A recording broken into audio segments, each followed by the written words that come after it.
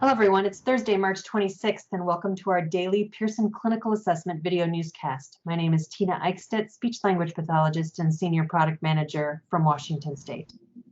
Hi, I'm Nancy Castilla. I'm also a speech-language pathologist and senior product manager at Pearson, and I'm in San Antonio, Texas. We have 5 news items for you today. Nancy? So the first one is about adding individuals to your existing Qglobal account. If you need to add another professional to your Qglobal account and you're not sure how to do it, you can find a training video under About Qglobal and click Training Resources. There's a file called Tutorial Collection where numerous videos are embedded. In technical terms, you are adding a new sub-account, but in clinical terms, you're adding another professional or user to your account. Our second news item relates to resources for school psychologists. A number of our school psychology colleagues have asked for resources specific to the practice of school psychology in a remote assessment context. Certainly, remote administration of assessments creates issues that are common across professions and settings. Where possible, we've addressed the broad scope of assessment professionals in our communication. However, we are working on additional videos and resources specifically for school psychologists. Stay tuned for an upcoming BASC 3 video as one example. Our third headline is that how-to webinars registrations are open. Our first how-to tutorial webinar happened yesterday, where we highlighted the process you might want to try so that you can learn how to administer assessments remotely using Qglobal or Q Interactive. The current schedule and registration links are on our telepractice landing page, pearsonassessments.com/telepractice. You'll find that at the right side of the page. Our fourth headline relates to scanning and copyright issues for assessment content. We've received questions about scanning and copyright around the use of assessment content via teleconferencing tools and screen mirroring software.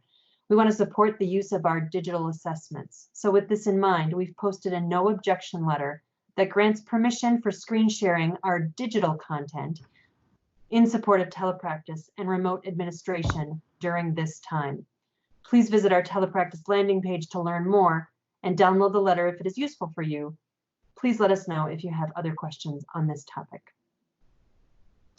Fifth headline is about using telepractice assessment tools with individuals from special populations. We've been receiving a lot of questions about how to test individuals who may have difficulty taking the test in a standardized fashion, such as individuals who are on the autism spectrum or those with intellectual, sensory, or motor impairments. 4 bullet points to keep it brief. We'll have more information later on our website.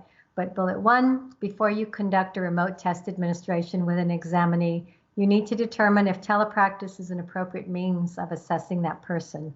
Best practice is to consult with a caregiver, spouse, teacher, or parent about how the examinee would be able to attend and if they can respond in a standardized testing situation. Bullet number 2, other means of assessment can work well in a telepractice setting if an individual is not able to do a standardized assessment. You can do interviews with a client, with spouse or parent or teacher. If they're a student, you can use work samples from the classroom and direct observations in the home during routine daily living activities.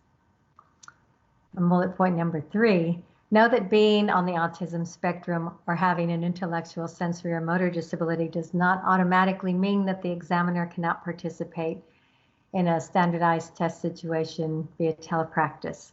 That's why the initial discussion with family or teachers is a very important part of the process to see if there are additional supports that can be put in place for them. And finally, you can experiment with these tools in your remote context right now.